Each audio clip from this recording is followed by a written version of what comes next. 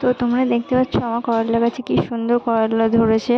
তো আজকের এই গাছটা মানে পুরো ঝুলে ঝুলে হয়ে রয়েছে। আমি দুটো দড়ি বেঁধে দিয়েছিলাম, দড়ি মানে কড় বেঁধে দিয়েছিলাম, তো তাতেই এত সুন্দরভাবে হয়েছে। আসসালামু আলাইকুম everyone, welcome to my new blog. তোমরা সবাই কেমন আছো? আশা করি তোমরা সবাই যে যেখানে আছো ভালো আছো।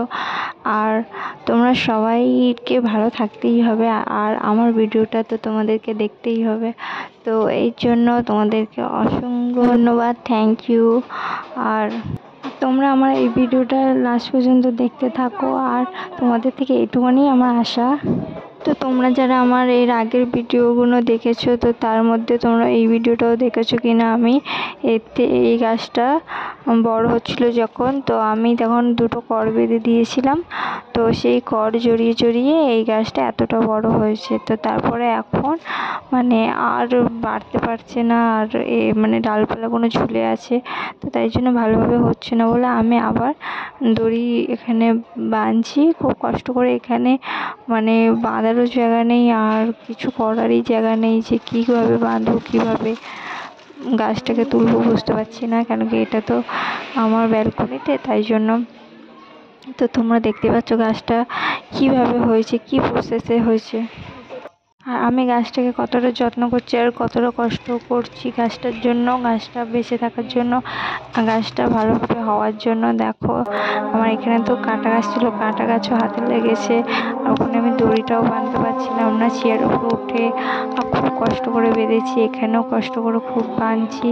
আর সেই সকাল থেকে করতে করতে আমার এই সন্ধে হয়ে গেছে, আর মানে আমি বাঁধতেই পারছিলাম না, মানে পাঁচিলে কীভাবে মানে কি করব, সব গাছগুলো পাঁচিলেই রাখা।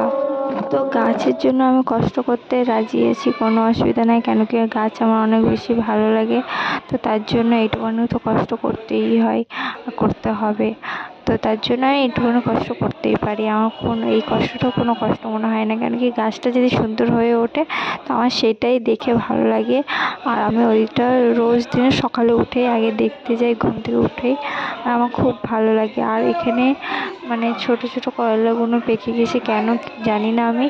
তো সেই করলাগুলো আমি পেরে নেবো, এইটা রাত আছে, রাত বলে আমি আজকে পারছি না, তো কালকেরে আমি পারবো ওইগুলো, তোমাদেরকে সেটাও দেখাবো। আর এইভাবে ডালগুলো ওই দড়িগুলো ওই করও বেঁধেছি আর দড়িও বেঁধেছি, কেন কি দড়ি তো আমার কাছে অত বেশি নেই, তাই জন্য করও বেঁধে দিয়েছি।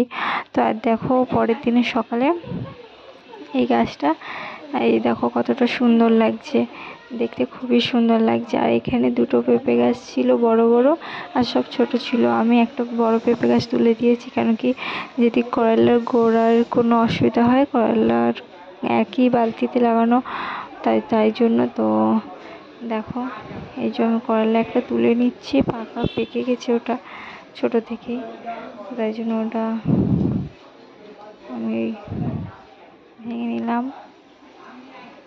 তো আরেকটা আছে, সেটাও আমি তুলবো। এই দেখো এটা অনেকটা বেশি পেকে গেছে, ওইটা অতটা বেশি পাকেনি, তো ওইটাও আমি তোমাদেরকে পেরে দেখাবো।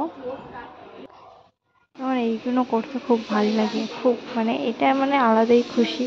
তো তোমরা লাস্ট পর্যন্ত ভিডিওটা দেখতে থাকো, আর যারা ভিডিওতে নতুন আছে তো তারা সাবস্ক্রাইব করে নাও, আর আমার পাশে থেকো। ভিডিওটা আমার এখানেই শেষ করতে হবে, তাই জন্য আল্লাহ হাফিজ।